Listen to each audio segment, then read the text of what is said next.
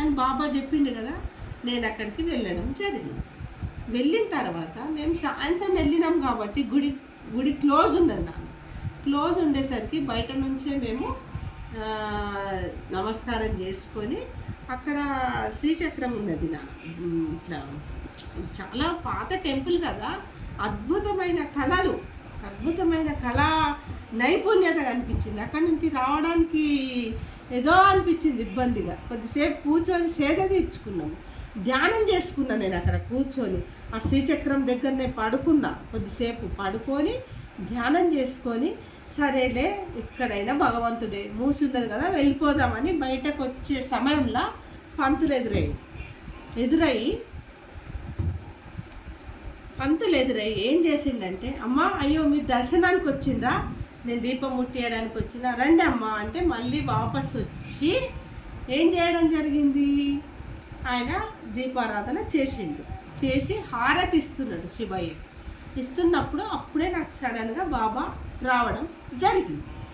లోపలికి ఎంటర్ అయిపోయినా బాబా మీద ఉన్న తర్వాత ఎవరిని చూస్తాడు, ఎవరిని చూడు, చక్కగా గర్భగుడిలోకి వెళ్ళిపోయినా. నేను వెళ్ళిపోతుంటే ఆ పంతులకు అర్థమైపోయింది దేవుడు వచ్చేసిండు అని చెప్పేసి చక్కగా మెల్లగా చెరొక దిక్కు పట్టుకొని, మా తమ్ముడో దిక్కు, మా బిడ్డ ఒక దిక్కు పట్టుకొని, పంతులు మెల్లగా పట్టుకొని నన్ను గర్భగుడిలోకి తీసుకెళ్ళిన తర్వాత ఆ లింగం మీద ఉన్నటువంటి ఒక రుద్రాక్షమాల కనిపించింది.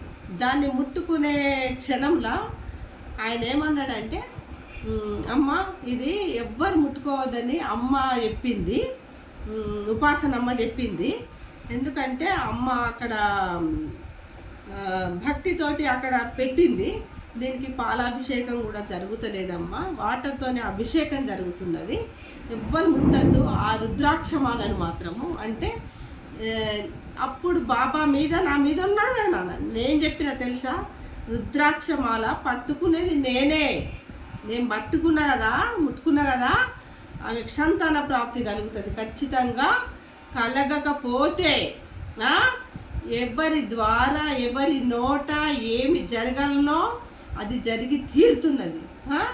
కాబట్టి భగవంతుడు ముందే అది రాసి పెట్టడం జరుగుతుంది. నా ద్వారా ఖచ్చితంగా ఈ నోటి నుంచి మాట వచ్చింది.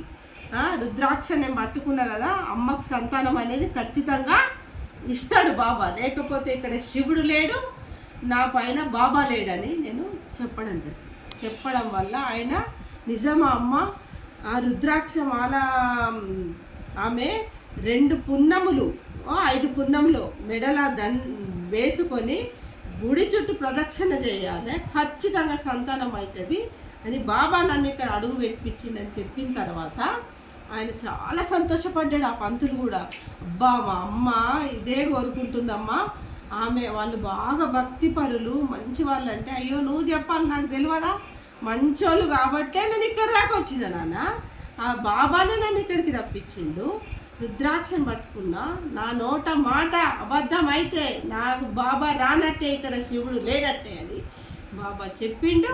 ఆమెకు సంతాన ప్రాప్తి అనేది కలిగింది. కావాలంటే ఆ సాక్ష్యం వీడియో కూడా ఇప్పటికి ఉన్నది.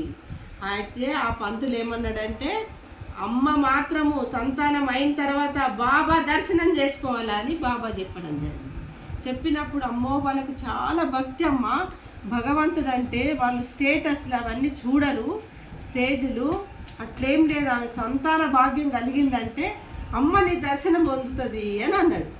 అన్న తర్వాత ఇంతవరకు కూడా ఆ పంతులు ఆ మ్యాటర్ను వాళ్ళ దాకా తీసుకెళ్ళలేదు. ఈ మ్యాటర్ అసలు ఇంత పెద్ద మ్యాటర్ అక్కడ జరిగినా కూడా భగవంతుడి సన్నిధానంలో దాన్ని వెళ్ళనియలేదు. ఎవరు వెళ్ళనియలేదో నాకు తెలియదు ఆ విషయం, కానీ వాళ్ళు వాళ్ళు గొప్ప మనుషులు కాబట్టి బాబా చేయించిండు, ఒక భక్తిగా నాతో చేయించిండు. కాబట్టి నేను కూడా చాలా శాయశక్తుల వాళ్ళు ఎంత దాన ధర్మాలు ఎన్ని కోట్లు ఇచ్చేసినా కూడా లేదమ్మా చేస్తున్నారు, వాళ్ళు మంచితనమే ఉన్నది.